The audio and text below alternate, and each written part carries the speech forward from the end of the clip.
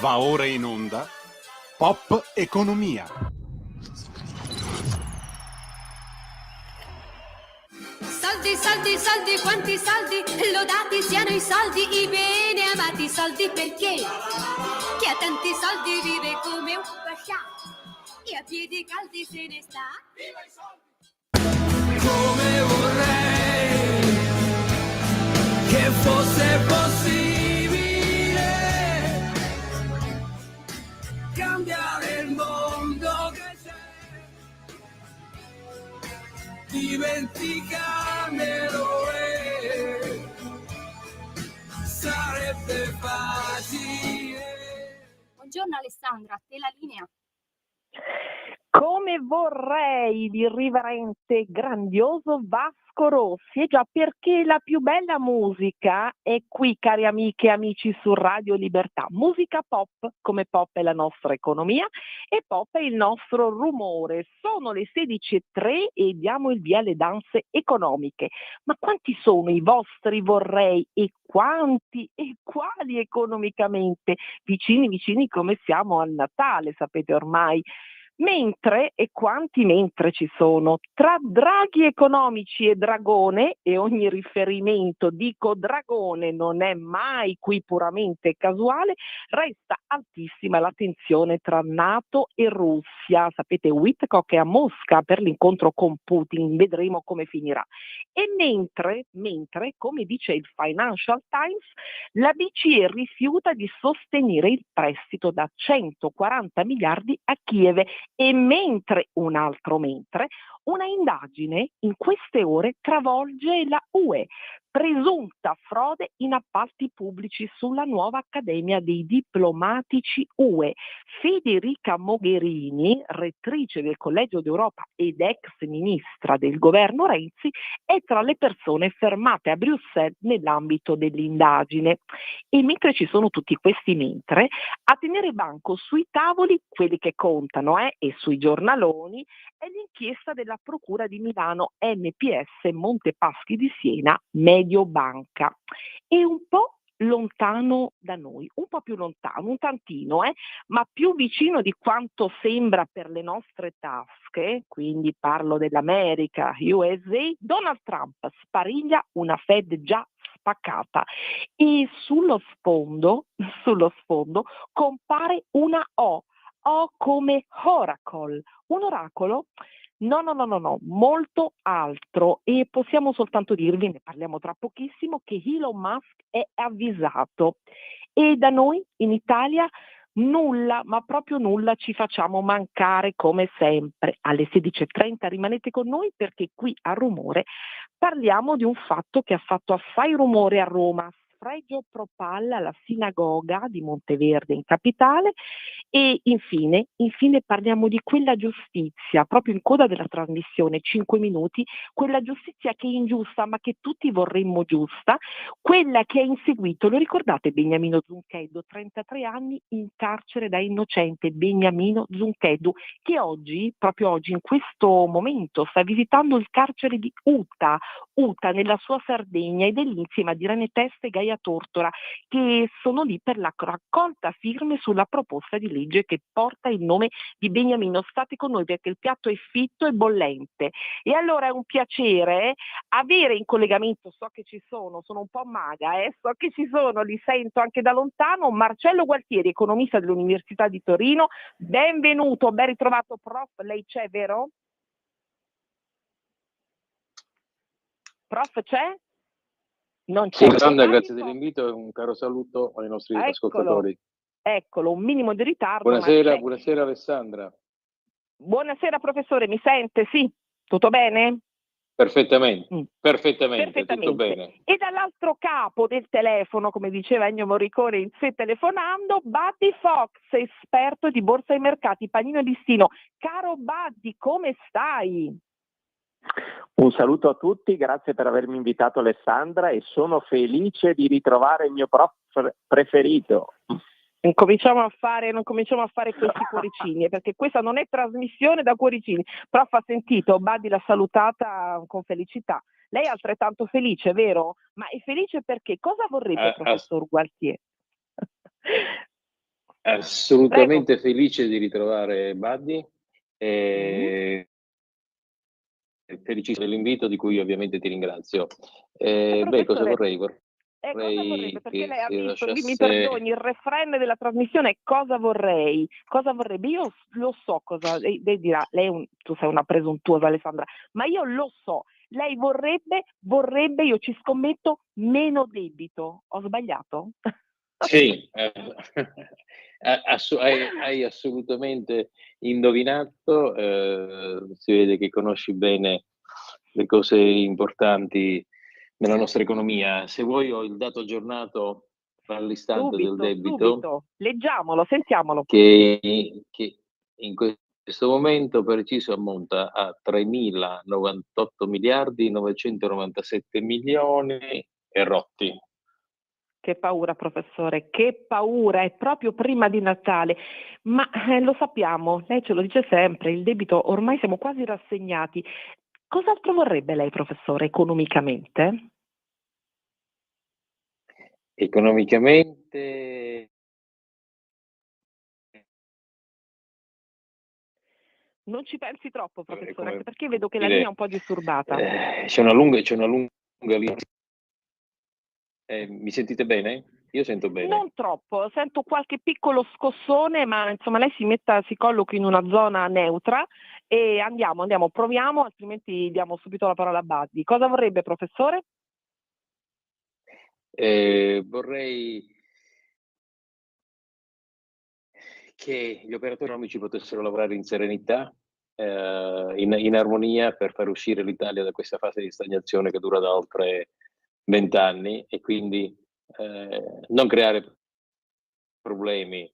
Innanzitutto non parlare al manovratore, come c'era scritto una volta sui tram, e poi non creare problemi inutili alle attività tecniche che sono quelle che tirano la carretta per tutti. Perfetto. E per quanto riguarda il caso di cui si discute sui tavoli che contano, come dicevo prima, giornaloni e tavoli che contano ma che non fanno sconti, quell'inchiesta che travolge MPS e, l'ho detto prima, Mediobanca, cosa ne pensa, professore? Veloce. Rapidissimamente, in genere sono sempre molto scettico su queste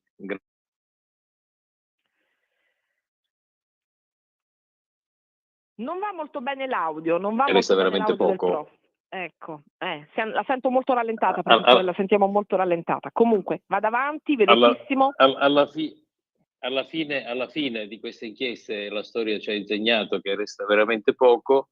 Direi lasciamo lavorare con tranquillità il ministro Giorgetti, visto che per una volta abbiamo un ministro che tiene in ordine i conti pubblici e che ovviamente non ha alcun ruolo in questa vicenda e che non dovrebbe essere disturbato. Ecco. Non disturbiamo il manovratore. Non disturbiamo il manovratore. Buddy, sei d'accordo? Sei d'accordo, Buddy? Ma ce la farà in questo rally di Natale? Innanzitutto, che cosa pensi di queste inchieste? E poi, subito volevo parlare con te del tema della Fed, perché tu dici sempre, alla vigilia di Natale, lo chiami il rally di Natale. Trump ce la farà a piazzare il suo asset, perché poi asset è il nome del candidato di Trump. Due cose, inchiesta e andiamo subito alla Fed. E non mi hai chiesto cosa desidero io, perché io ho la soluzione Cosa desideri al tu? problema Lo lasciamo per ultimo per fare un colpo di scena, ma visto che tu mi precedi sempre, vai pure. Cosa desideri, Buddy?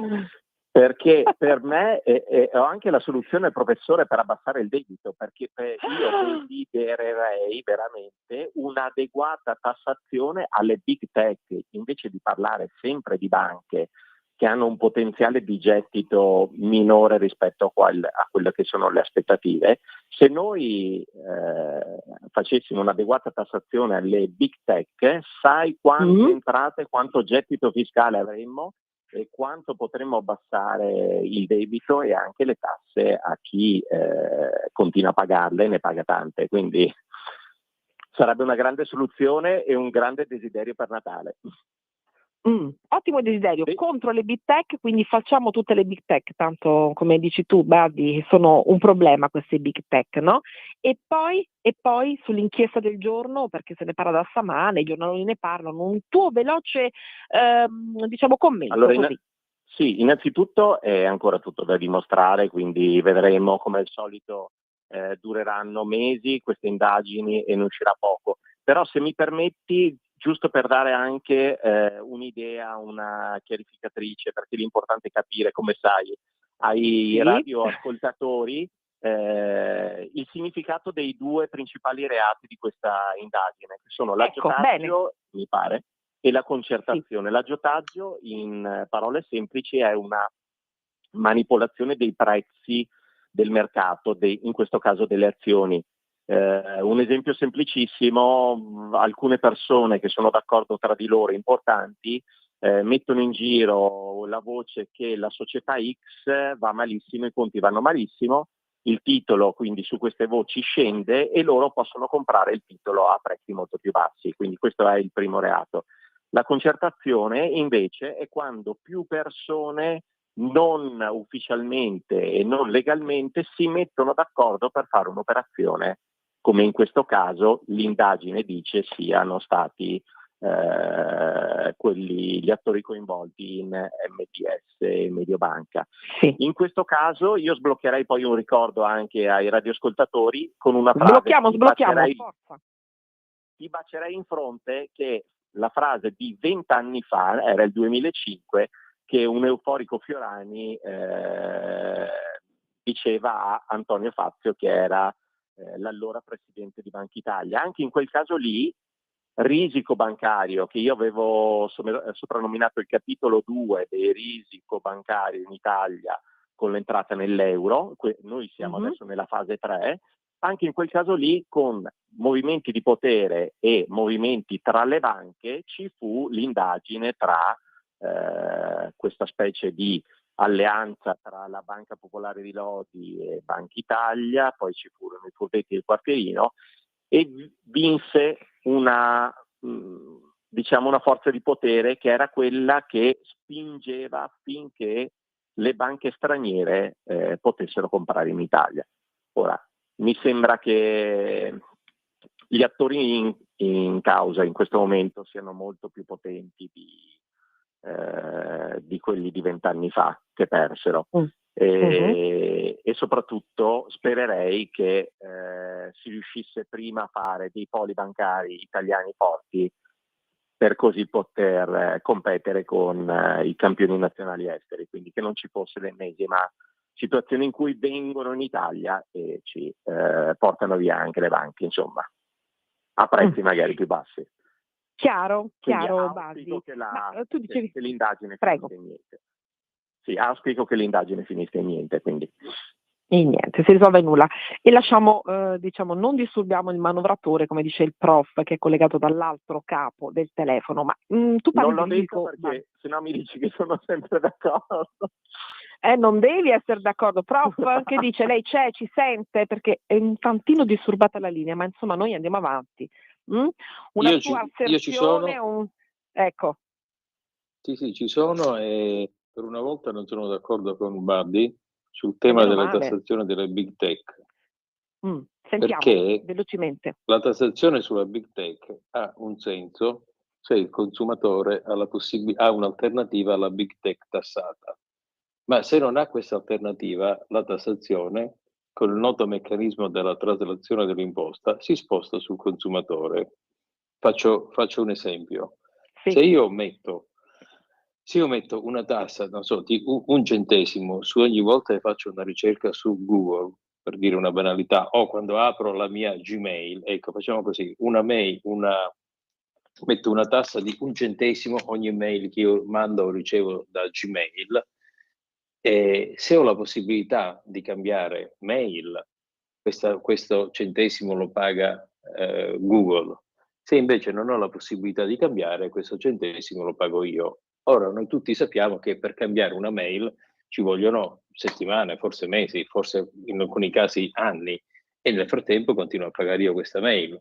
Oppure faccio un esempio ancora più calzante: Se io ho una licenza Microsoft Office con cui faccio Word, Excel, PowerPoint e quant'altro, e mi mettono una tassa su questo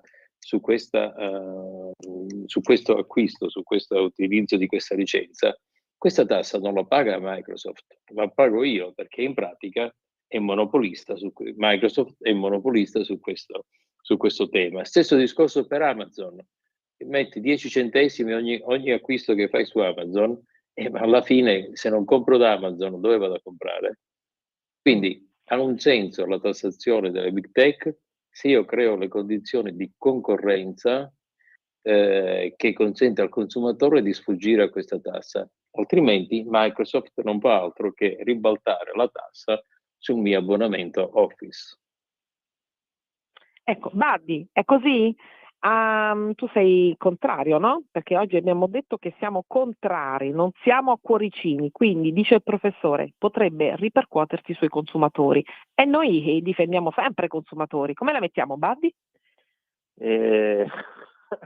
Allora, come dire, diciamo che sono un utopista e quindi spero che si riesca a fare questo. Ti posso dire che io sto dalla parte dell'Europa che mette delle regole fisse e mette dei paletti sulle big tech e sono contrario alla deregulation in questo caso, perché la deregulation nella finanza sappiamo cosa ha portato nel 2008, ce lo ricordiamo tutti il 2008, i fallimenti delle banche e tutto il resto, quindi tutti quelli che dal mio punto di vista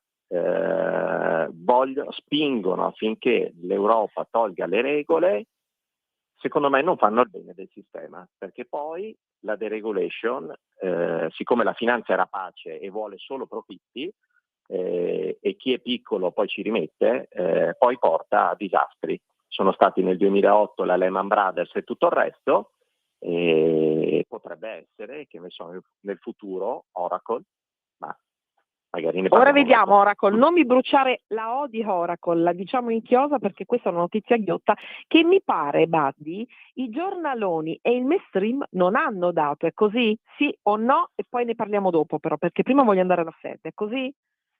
Ne hanno parlato pochissimo, io l'ho trovato su dei quotidiani stranieri. È perciò che ne parliamo con te. E allora, prima di andare alla O di Oracle, che non è oracolo, e ora spieghiamo a chi ci ascolta di cosa si tratta, le vostre posizioni, le postazioni sono chiare, ma tu parlavi di risico bancario prima e mi verrebbe una battuta, chi non risica non rosica, no? Nel senso che ce la fa Trump a piazzare il suo asset? Assets è il nome del candidato di Trump alla Fed. E perché Donald Trump vuole scompaginare quest'ordine già precario, molto precario in Fed, perché sappiamo il clima che si sta respirando in questi giorni e soprattutto perché chi ci ascolta potrebbe dire ma cosa ci importa a noi della Fed? Perché andiamo così lontano? Perché la Fed ha a che fare, poi vado al professore, con la nostra economia reale, quindi con i nostri conti. Vai Buddy? Allora, ti dirò una cosa un po' forte. Innanzitutto a noi interessa la Fed perché gli Stati Uniti, Wall Street, la borsa americana, la banca centrale americana sono sempre, in ogni caso, il nostro punto di riferimento. Cioè lì le capitalizzazioni a livello mondiale, l'America fa solo il 70% di tutta la capitalizzazione mondiale. Quindi quello che succede lì poi si sparge in tutto il mondo. Quello che penso io è che Trump ci riuscirà, quindi metterà chi vuole lui alla Fed. Purtroppo però gli effetti sarà un collaterali bene o un non saranno male belli. se il candidato di Trump andrà alla Fed? Un bene o un male? Allora diciamo è l'uovo oggi e non la gallina domani, perché con un candidato di Trump alla Fed lo scenario dal mio punto di vista per l'America è America del Sud. Cosa voglio dire con America del Sud? Ecco, cosa vuoi dire? Che Spiegaci bene. l'America si trasformerà in un paese in cui faranno grandi politiche fiscali, quindi grandi tagli alle tasse e tutto il resto, che porteranno ulteriore debito, e il debito PIL degli Stati Uniti sta raggiungendo quello italiano e molto probabilmente, secondo le proiezioni, lo supererà. Il secondo effetto sarà alta inflazione, il terzo effetto sarà svalutazione, quindi molto probabilmente il dollaro scenderà. Quindi E sarà un l'America bene se sarà un lo paese. sceglierà, cioè le borse, no? Tu ci hai insegnato Sì. che le borse vanno sempre un po' in controtendenza. Le borse come potrebbero reagire a tutto questo? Quindi poi Allora, l'economia ti reale rispondo con una cosa domanda. subirà? Questo non è uno scenario negativo per le borse, perché Ah no? io ti chiedo, secondo te, qual è la borsa che è cresciuta di più negli ultimi anni? Non ci crederai, ma è quella argentina. Noi sentiamo sempre Argentina. Argentina. Sì, E com'è? l'Argentina è il paese dove l'inflazione è altissima, c'è una grandissima diseguaglianza sociale, molti poveri, molti ricchi, il peso è sempre svalutato, l'inflazione è alta, il debito è altissimo, e però la borsa corre. Quindi alla borsa che il debito salga o non salga, se i profitti delle società crescono, gli interessa poco. Il problema è nel lungo termine, che la sfiducia degli investitori verso quel paese, che diventa rischioso, aumenta. Quindi se il paese diventa rischioso, alto rischio, e se il rendimento è basso, da quel paese non ci si va più a investire. Allora, professore, la borsa in Argentina, io rimango basita, è la borsa che ha guadagnato di più. Che dice lei? Beh, bisogna capire quando io metto l'asticella, quando inizio a conteggiare il mio guadagno e quando finisco di conteggiare il mio guadagno. Cioè, voglio dire, c'è sicuramente, bisogna capire se questo è una fase transitoria dell'andamento borsistico o se è un trend di lungo periodo. La storia dell'Argentina ci ha insegnato che purtroppo questi trend positivi sono assolutamente transitori, perché poi l'essere sudamericano, come dice Buddy, cioè senza, come dire, controllo della spesa pubblica, inflazione, eccetera, eccetera, tutte le cose che già sappiamo, alla fine diventa disastroso per l'economia. A questo punto bisogna capire se la cura Milei riesce ad invertire questa tendenza storica che io conosco molto bene, avendo lavorato per molti anni in Argentina con molte banche E questa, internazionali. professore, mi mancava. Faremo un focus prossimamente. Lei è un grande conoscitore, quindi chiaramente, se io sono così bravo da entrare ed uscire dal mercato borsistico da qualunque investimento in Argentina, con la giusta tempistica, sicuramente guadagno. Ma il problema qual è? Che nel lungo periodo l'Argentina ci ha abituato a ripetuti default, cioè a ripetute come dire, fallimenti dello Stato della moneta. E se vuoi ho tanti aneddoti che ti potrei raccontare, ma io lo condenserei in uno, in quello che diceva il presidente argentino Menem, quando parlava della sua nazione, e diceva: l'Argentina è un paese meraviglioso, ricchissimo di risorse naturali. Le vacche durante la notte pascolano libere nella pampa dove cresce l'erba senza neanche essere innaffiata e danno una carne buonissima. Poi arriva l'alba, si svegliano gli argentini e qui iniziano i problemi.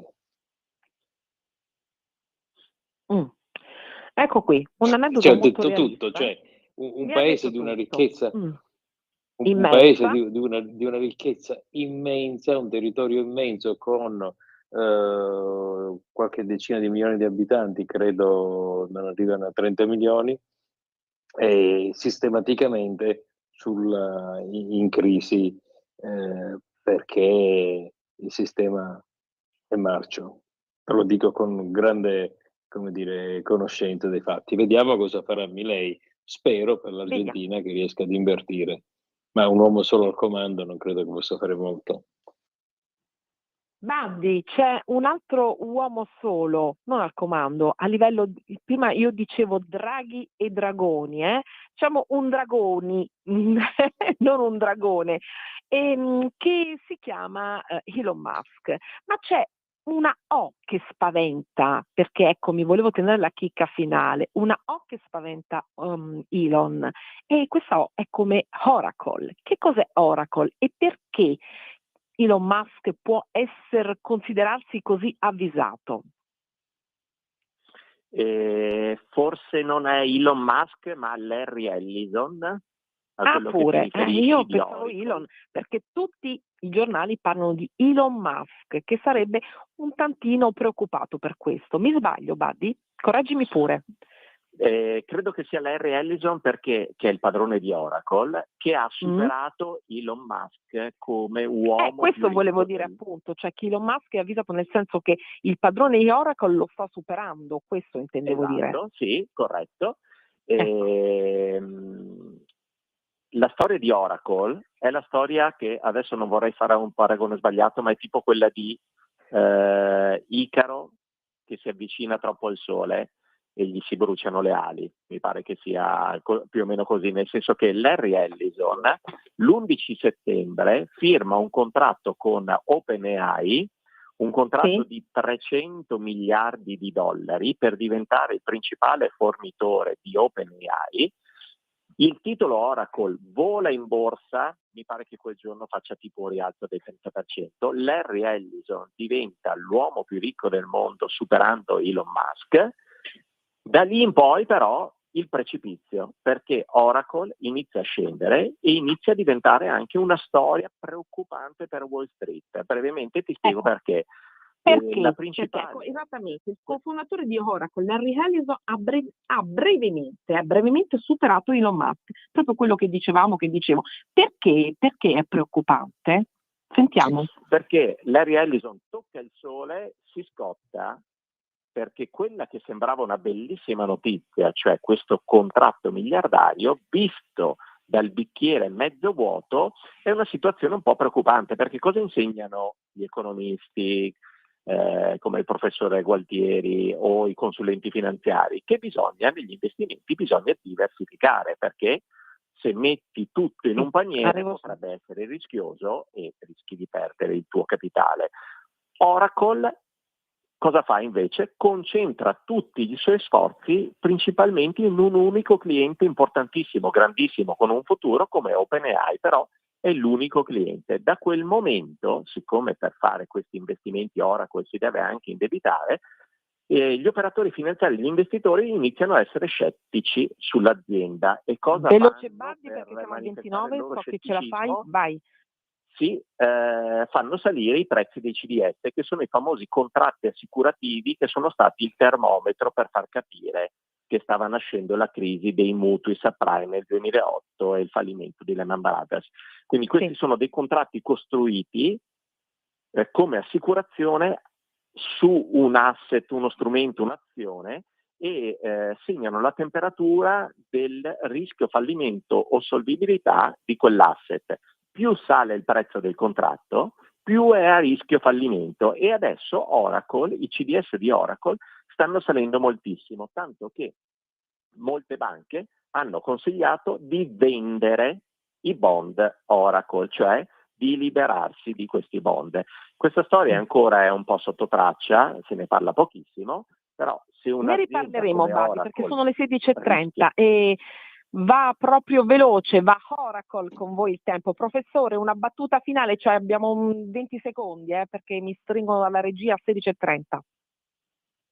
È una battuta finale molto volentieri. Direi avanti con rigore nei conti pubblici, come sta facendo il ministro Giorgetti. Lo spread scende, il rating dell'Italia sale, si liberano risorse per la spesa, e deve essere però una spesa produttiva, una spesa di qualità, e qui sotto questo profilo ancora abbiamo tantissimo da recuperare, perché siamo veramente indietro.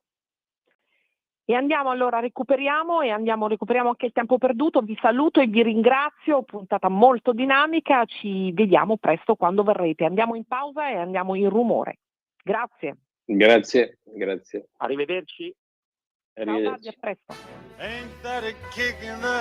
Ascolta i tuoi programmi preferiti, le notizie, la musica che ami e non solo. Con l'app di Radio Libertà puoi interagire con i conduttori, anche quando sei in movimento. Non aspettare, cerca Radio Libertà nello store del tuo smartphone o tablet e scarica l'app gratuitamente. Radio Libertà, tutta la radio con te.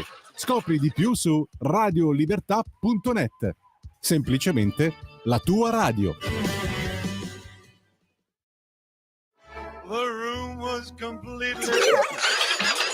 Stanco di perderti i tuoi programmi radiofonici preferiti? Vorresti la tua musica, le tue voci amate sempre con te, ovunque tu vada? Radio Libertà, l'applicazione che trasforma il tuo smartphone e tablet nella tua radio personale.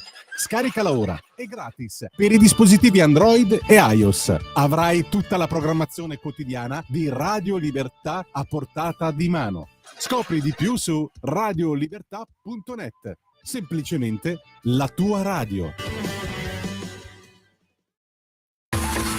Ehi tu, non trovi più il segnale di Radio Libertà sulla tua radio DAB? Non disperarti, risintonizza. Sì, ma come? È facile, tasto menu, poi scegli il tasto corrispondente alla ricerca automatica dei canali, attendi qualche minuto e tutte le stazioni DAB della tua zona saranno disponibili. In quanti ti promettono trasparenza, ma alla fine ti ritrovi sempre con la bocca chiusa e non puoi dire quello che pensi? Radio Libertà non ha filtri né censure. Ascolta la gente e parla come la gente. Va ora in onda Rumore.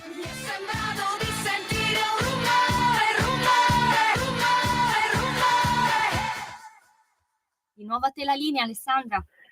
Ed eccoci, entriamo in Rumore. Monteverde antisionista e antifascista, Palestina libera. È la scritta apparsa nella notte tra domenica e ieri alla sinagoga di Monteverde a Roma, vandalizzata con scritte pro-Pal. La caccia è a 2 sospetti che sono stati ripresi dalle telecamere e ad essere imbrattata con vernice nera e la targa di intitolazione. Una targa intitolata ad un bambino di 2 anni ucciso dai terroristi palestinesi nell'attentato del 9 ottobre dell'82, 1982 al Tempio Maggiore. Benvenuto Luca Spizzichino, presidente UGEI, Unione Giovani Ebrei d'Italia, ben ritrovato. Buonasera, grazie per l'invito. Buonasera Luca, come stai innanzitutto? Bene, dai, diciamo Bene, che dai. ci sono giorni migliori, ecco. Ci sono giorni migliori. Luca, come si chiamava quel bimbo e come sta reagendo la comunità? Il bambino si chiamava Stefano Getachew, era un bambino di 2 anni, un bambino italiano, come ricorda e ha ricordato più volte il presidente Mattarella, ed è stato ucciso dal terrorismo palestinese il 9 ottobre del 1982. Una data che per la comunità è una ferita ancora aperta, e anche per il giorno in cui è successa, il giorno in cui c'era la benedizione dei bambini. Quindi la sinagoga maggiore di Roma era piena di bambini quel giorno e il terrorismo ha voluto colpire proprio in quel giorno la sinagoga. Qual è il clima nella comunità? Noi qui spesso abbiamo ospitato te e tanti rappresentanti della comunità ebraica. Diciamo che c'è rabbia, perché quello che è stato fatto non è un semplice atto vandalico, è stato fatto un tentativo di cancellare la memoria di quel bambino che non c'è più. È stato fatto anche un processo di cancellazione di una pagina tragica della storia, non solo della comunità ebraica di Roma o della comunità ebraica italiana, ma dell'Italia intera, perché, come ho detto prima e come ha ricordato anche all'insediamento il presidente Mattarella al primo mandato, Stefano Getachew era un bambino italiano, un bambino ebreo italiano, ed è stato ucciso perché ebreo. Ecco, questa è la questione. È stato fatto un processo di cancellazione di una storia che bisogna in realtà ricordare e che non tutti sanno in realtà. Che non tutti sanno effettivamente, perché è uscita ora, è emersa ora dopo questo vile atto. E benvenuto anche a David Zebuloni, che è in diretta da Israele. Davide lo conoscete, giornalista amico di questa trasmissione, di questa radio, di Makor Rishon, giornalista di Makor Rishon. Ciao Davide, ci sei? Davide, sei collegato? Non la sentiamo. Andiamo avanti, Luca. Aspettiamo Va intanto benissimo. Davide quando ci sarà, perché voglio un commento e una traccia, diciamo, dello scenario internazionale anche da lui e la voce lì da Israele. E quindi, Luca, mi dicevi? Dicevo che, ecco, quello che si è chiesto è una condanna netta e inequivocabile, senza ambiguità, dell'accaduto, ma questo non è un caso isolato, è questo quello che bisogna sottolineare. Fa parte di una scia di atti antisemiti, atti rivolti contro le comunità ebraiche, per il quale non si vede in realtà una fine. Anche in queste ore ci sono altri graffiti in giro per Roma in cui vengono ritratte stele di David uguale la svastica, in cui si parla di sionisti come cancro del mondo, e questo è inaccettabile. Si sta andando sempre più avanti e il problema è che non possono solo le istituzioni cercare di arginare il fenomeno.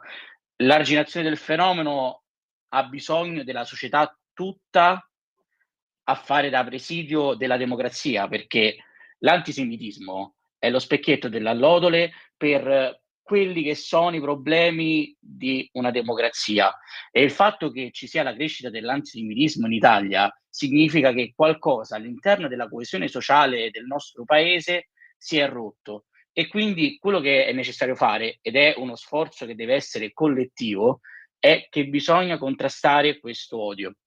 E un odio che in realtà non riguarda solo semplicemente i graffiti, ma lo vediamo anche nelle università, in cui chi si definisce sionista o comunque chi è ebreo non ha un diritto di parola, se non in maniera in cui deve essere tutelato dalle forze dell'ordine. Ci deve essere un dispositivo di sicurezza che in un paese normale, in cui il diritto di parola dovrebbe essere in realtà garantito, quando ci sono studenti cosiddetti pro-PAL, perché in questo momento, dove c'è la difesa dei diritti dei palestinesi nel momento in cui neghi la parola a un'altra persona, in realtà si sta solo facendo un processo antidemocratico, e da questo punto di vista anche lì è necessaria un'azione, ma non solo delle istituzioni, serve lo sdegno della società civile, della comunità accademica, degli studenti.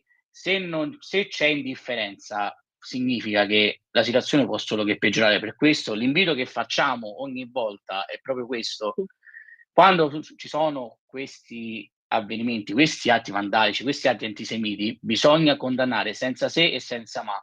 Però da questo punto di vista, se uno va a guardare sui social, due domande Non è uno tutto deve porsele, allora, perché si sanno non è tanti tutto sì, ma. c'è Davide Zebuloni? Lo abbiamo? Davide, ci sei? Ci sono, buonasera. Ci sei. Ben ritrovato, caro David. E allora Ben ritrovato. avrai sentito, non so se quando ti sei inserito, ma sai molto bene anche lì da Israele cosa sta accadendo, è Luca Spizzichino con noi, e ci dice Luca, bisogna condannare senza se, senza ma, ce lo siamo detti tante volte con te, ma ci deve essere lo sdegno tutto della società civile intera. Non c'è stato questo sdegno della società civile secondo te? E poi rimando a Luca, non c'è stato questo sdegno perché anche Fadlun, il presidente degli ebrei di Roma, che ha detto un atto vile assolutamente, dice così oggi sulle pagine del Corriere in un'intervista: il capo dello Stato sì è la nostra guida, invece certa politica si è rivelata assente. David. Sì, inizialmente mi collego a ciò che diceva giustamente Luca, questo senza se e senza ma è importantissimo, non bisogna sorvolare con noncuranza, è sempre più diffuso, sempre più popolare dire sì, questi atti sono vergognosi, incresciosi, ma e poi tutto il resto. Questo ormai in qualche modo annulla la gravità dei fatti che, come diceva sempre Luca, e mi collego ancora una volta, sono dei fatti gravi non per la comunità ebraica di Roma o in generale la comunità ebraica italiana, ma sono sintomo di un'intolleranza, di un odio che ormai tocca tutto il paese. La comunità ebraica in questo caso è un po' la cartina tornasole di un'intolleranza che ci affligge, e quindi questi episodi non sono di nicchia, non trattano soltanto una comunità specifica, ma sono un po' il simbolo e la rappresentanza di un clima che si è creato soprattutto negli ultimi 2 anni, ecco. Ecco. Luca, invece certa Sì, politica si è rivelata assente. A chi si riferisce esattamente Fadlun? Lui lo dice abbastanza chiaramente. Vuoi ripetercelo, ridircelo tu? allora, se uno poi va a leggere l'intervista, lui non fa un attacco diretto, ma fa aprire gli occhi da questo punto di vista. Dice: perché solo una non tutta la politica condanna senza se e senza ma l'accaduto, o in alcuni casi c'è stato il silenzio. Poi ci sono ovviamente i casi, l'abbiamo visto, anche la vicepresidente del Parlamento europeo, la Pina Picerno, che ha condannato l'accaduto, e comunque lei fa parte di un partito d'opposizione. Però bisogna anche fare attenzione che la condanna deve essere netta e non si può aspettare 24 ore, non si possono aspettare 48 ore per aspettare una condanna. Anche il semplice messaggio sui social da parte di un determinato politico. Chi ha aspettato 48 ore per la condanna? A chi ti riferisci? Diciamolo chiaramente. In realtà per ora quelle che ho letto di rappresentanti politici, comunque per ogni partito qualcuno ho letto che ha condannato l'accaduto, però in generale le famose chiamate al presidente Fadlun, alcune chiamate non sono arrivate, quelle che lui si aspettava, ecco. Poi non so chi lui si aspettava, perché non sono nella sua mente, ecco, da questo punto di vista. Perfetto, questa è la percezione, diciamo, che c'è, insomma, quello che voi riscontrate, che tu riscontri anche come rappresentante dei giovani della comunità ebraica di Roma. David, Israele, Trump a Netanyahu ha detto smilitarizzare subito la striscia di Gaza, e ha detto anche un'altra cosa Netanyahu: non interferire, non destabilizzare la Siria. Perché? Spiegaci velocemente, dacci la tua visione e un po' il punto di vista di quello che sta accadendo. Allora, cominciamo con Gaza. Noi stiamo vivendo un periodo di tregua relativa o anche tregua assoluta rispetto a ciò al quale ci eravamo abituati negli ultimi 2 anni. Gli scontri non avvengono più in certa modalità o affatto. Gli ostaggi sono stati restituiti, tutti quelli in vita, ancora non tutte le salme, ma Israele e Gaza stanno vivendo un momento di tregua, un momento nel quale si può trarre un sospiro e tornare a una vita parziale o assoluta. Rimane il fatto che l'accordo prevedeva, e non si può parlare di pace sicuramente, ma nemmeno di tregua, resistenza duratura, finché appunto l'accordo non venga poi in qualche modo applicato appieno. L'accordo prevedeva non soltanto la liberazione degli ostaggi, ma anche quella che Trump chiama giustamente smilitarizzazione di Gaza, ovvero l'imposizione che Hamas deve deporre le armi. Non si può concepire un Medio Oriente pacifico con un'organizzazione terroristica quale Hamas, paragonabile molto serenamente a organizzazioni quali ISIS, c'è molto pudore a farlo, ma organizzazioni quali ISIS, eccetera, eccetera. Non si può concepire un Medio Oriente pacifico senza questa resa assoluta, definitiva e totale da parte di Hamas. E quindi, nonostante senza dubbio Israele e Gaza stiano avendo un momento favorevole, è fragile, è momentaneo. Come tale in Israele viene concepito. Non si può convivere con, al di là del confine, un'organizzazione terroristica che non riconosce il diritto all'esistenza di Israele. Trump fa riferimento a questo.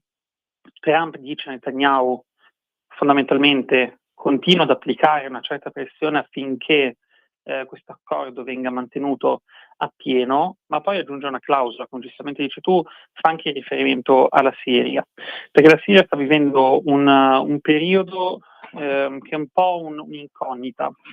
Non si sa esattamente quale direzione stia prendendo sotto la guida di Giulani. Sembrerebbe che gli accordi di Abramo, che comprendono appunto ad oggi gli Emirati Arabi, Bahrain, il Marocco, sembrano espandersi, toccare anche l'Arabia Saudita e c'è chi dice addirittura anche la Siria, ma rimane un'incognita. E Trump fondamentalmente dice a Netanyahu: aspetta e fammi fare. Fammi fare, vediamo che cosa accadrà, vedremo. Papa Leone durante il volo per Beirut ha detto: per Palestina 2 popoli e 2 stati, noi facciamo da mediatori, il nostro lavoro è questo, io lo farò, 2 popoli e 2 stati, però forse ancora questo non è ben chiaro, anzi togliamoci il forse. David, una battuta sul tema di cui abbiamo parlato moltissime volte con te. Questo rimane il tema più complicato, ma paradossalmente anche il più semplice. Voglio dire, Papa Leone si aggiunge a un appello che tocca quasi tutto il mondo, compresa una grossa fetta di Israele. In molti credono che l'unica soluzione sia quella dei 2 popoli per 2 stati. Anche in Israele l'opposizione, e non soltanto, credono che non vi sia altra soluzione al conflitto se non questo tipo di coesistenza. E rimane tuttavia un nodo da slegare, da sciogliere, ed è il nodo appunto di chi è il partner di questo accordo. Quando si fa un accordo si tende la mano a un partner, si vede nel nemico un potenziale amico, e ad oggi, consideriamo che al di là del confine rimane Hamas, non c'è un'alternativa alla realtà attuale. Per poter concepire una realtà come quella descritta da Papa Leone, descritta dai leader europei, descritta dall'opposizione israeliana, deve esserci un partner favorevole, affidabile, ben intenzionato, e ad oggi questo ancora manca. Ecco, Luca Spizzichino, come si vive la tregua? Perché di tregua abbiamo sempre parlato, diciamo così, l'accordo, lo scenario altro da Roma, cioè si vive in maniera lontana, si vive in maniera vicina, e qual è soprattutto la percezione dei giovani, di cui tu sei rappresentante, i giovani ebrei d'Italia? Da questo punto di vista, come ha detto anche David, la tregua, anche per il nome che assume, è un qualcosa di precario. Può crollare da un momento all'altro e si sta facendo tutto il possibile affinché questa tregua venga mantenuta. Da questo punto di vista non la sentiamo vicina, perché significa che qualsiasi cosa, ovviamente, e lo stiamo vivendo in questi mesi, qualsiasi cosa che succede in quel pezzo di terra si riflette poi sistematicamente sulle nostre comunità, e da questo punto di vista noi vediamo quello che è l'evolversi della situazione nella striscia di Gaza, in generale in Israele, e lo attendiamo con attenzione, sperando poi in quelle che sono i presupposti su cui si è basata la tregua, quindi la smilitarizzazione di Hamas, che è la parte più importante di questo accordo, perché se non avviene questo significa che la tregua da un momento all'altro può crollare in un men che non si dica. È effettivamente un castello di carte in cui alla base c'è la smilitarizzazione, se non avviene questo crolla tutto. E da questo punto di vista per noi è attesa. Il fatto è che comunque l'antisemitismo che poi ne consegue, per i motivi più disparati, perché poi ecco, l'ha detto anche il presidente Fadrun nell'intervista, la lotta per i diritti dei palestinesi in Italia è diventata adesso un qualcosa di politico. Il fatto è che colpisce poi le comunità ebraiche e si sta facendo del capro espiatorio perfetto la comunità ebraica, e questo in un paese come il nostro, che è una democrazia, è inaccettabile. Ecco, siamo in chiusura perché abbiamo un altro collegamento che ci aspetta dalla Sardegna. 2 battute finali. A te Luca vorrei chiedere, il refrain di questa puntata è stato Come vorrei, no? Iniziato dalla canzone di Vasco Rossi, Come vorrei che fosse un mondo migliore. Tu che cosa vorresti? Un pensiero, un desiderio, un qualcosa che insegui per te, ma per la tua comunità, quella che rappresenti, per l'anno che sta finendo e per l'anno che verrà? Un po' di pace, un po' che questo odio che ci sta investendo possa finire una volta per tutte, però dobbiamo essere anche coscienti del fatto che è un processo che durerà a lungo, perché Ecco, può l'odio cominciare che è dai diventato giovani, può fuori cominciare dai giovani questa fine di odio, può cominciare? Qual è la tua assolutamente, percezione? Qual è il tuo sentimento? assolutamente sì. Diciamo, ecco, da questo punto di vista più e più volte ho visto la volontà, soprattutto da chi si dichiara moderato, di voler trovare un dialogo, anche quando ci sono comunque posizioni completamente differenti. È da lì che bisogna partire, Ripartire. dalla costruzione di ponti, non alzare muri. Perfetto, Davide Zebuloni, velocissimo, siamo in grandissimo ritardo. Cosa vorresti, Davide? Tu in diretta da Israele, tu da Israele, cosa vorresti? E per Israele? Innanzitutto è una bellissima domanda, queste le domande che hanno riferimento a una canzone, soprattutto questa canzone, sono delle domande belle.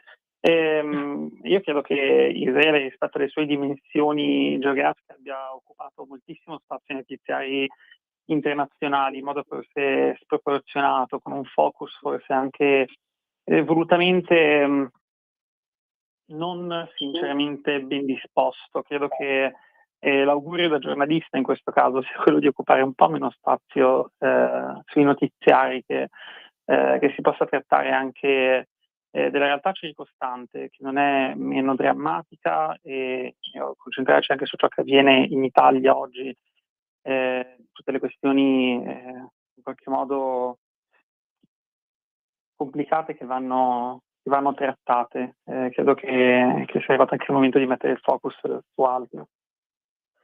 Grazie Davide Zebuloni, grazie a Luca Spizzichino, vi aspetto presto ovviamente quando vorrete. A te. Buon pomeriggio, Grazie. buon proseguimento A di presto. pomeriggio, grazie. A presto Luca. E sì, effettivamente Come vorrei, la canzone di Vasco Rossi si innesta nella nostra puntata, in questa mia puntata costruita tutta per voi, perché dà e aiuta il significato di questa puntata. Io vorrei sapere cosa vorrebbe Beniamino Zuncheddu dalla Sardegna.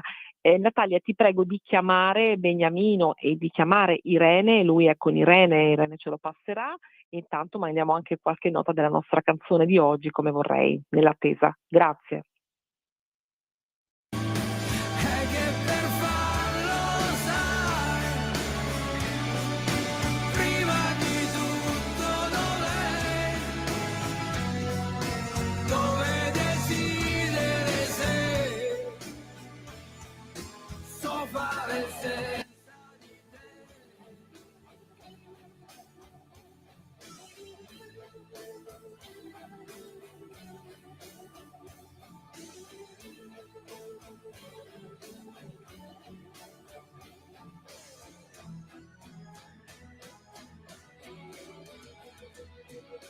Come vorrei che fosse possibile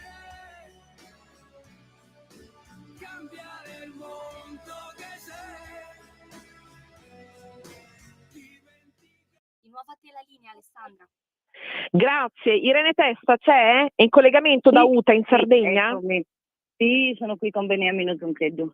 Grazie Irene, come state innanzitutto? Ciao. Come è andata questa giornata di rafforzamento della legge Zuncheddu ed altri? Dove siete stati? Raccontaci tutto.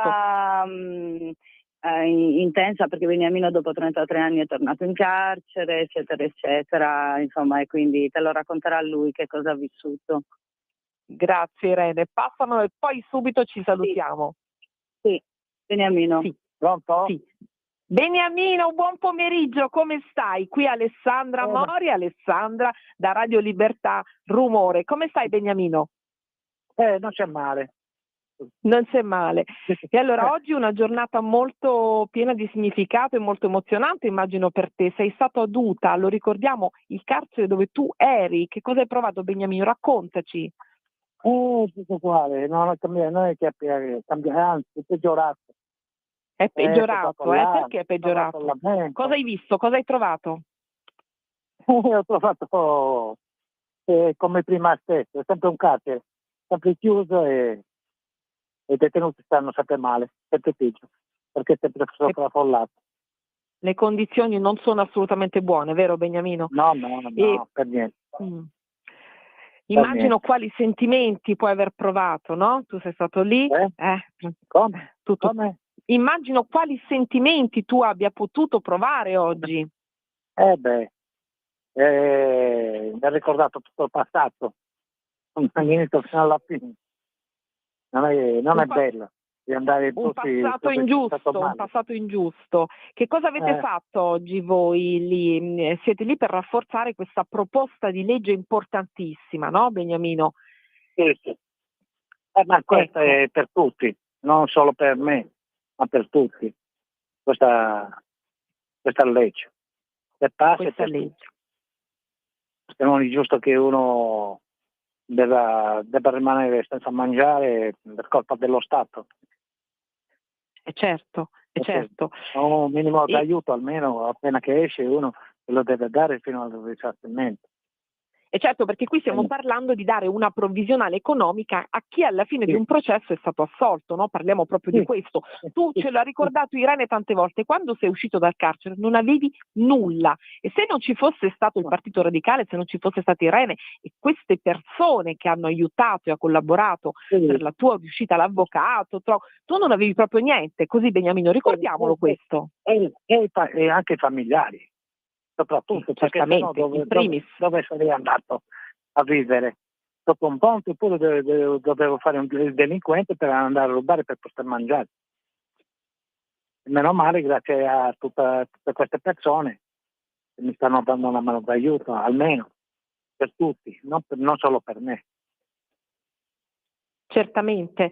E senti, state girando con Irene tutta la Sardegna, questa è una cosa che coinvolge tutti, tutta l'Italia. Cosa percepisci tu? La gente sta capendo, le persone stanno veramente capendo quello che è successo a te, quello che può succedere a qualsiasi persona, a tutti noi. Tu senti che ce la possiamo fare? Cosa percepisci? Io penso di sì che ce la possiamo fare, perché stanno capendo un po' che può toccare a tutti. È una cosa che può toccare a un figlio, può toccare a un nipote, può toccare a un qualsiasi, chiunque. Paziere mio, signore. Abbiamo tanta solidarietà nei suoi confronti. Grazie, signore. Sempre comunque. Grazie, signore. Sempre comunque. Grazie. Chi è con te? Chi è che è questa voce fuori campo? Noi siamo un po' lontani, è una signora che ti parla, Irene, chi è? Raccontaci Beniamino, facci vivere il tutto. È una signora che è passata che mi ha salutato. Che ti ha espresso la solidarietà, ecco. Sì. Tutti Bene, sono le gioie più belle. La solidarietà.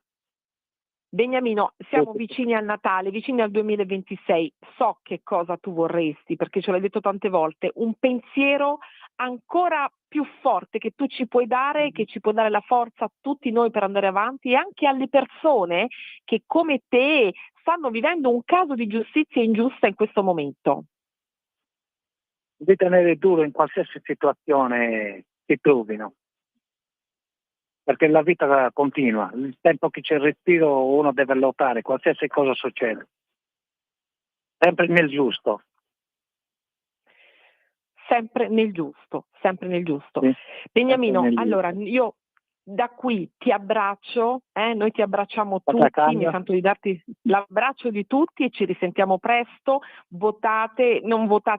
firmate, ma in realtà è come dare un voto, è come esattamente dare un voto a questa proposta. Dimmi Beniamino, dici. Che firmino tutti, che capiscono che questo è una legge che rimarrà per sempre per tutti, non solo per Beniamino.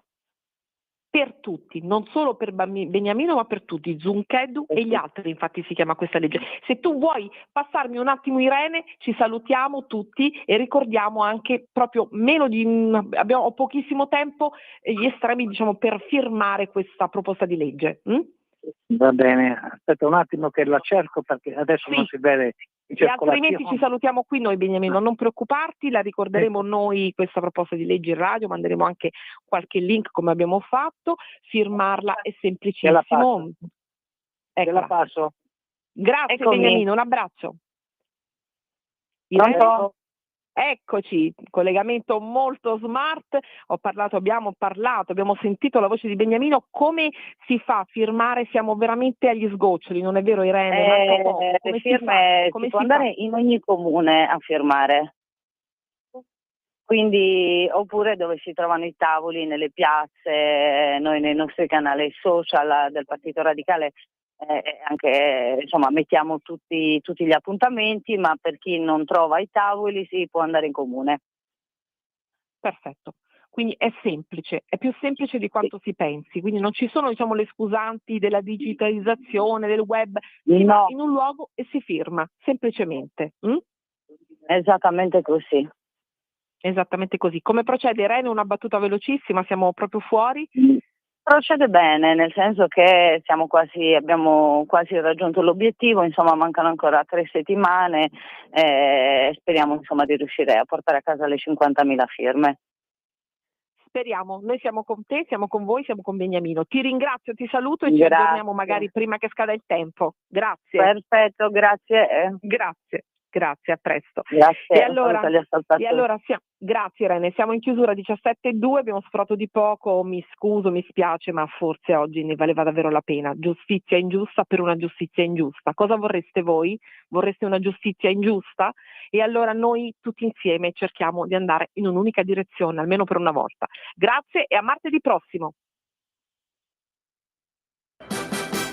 Avete ascoltato Pop Economia.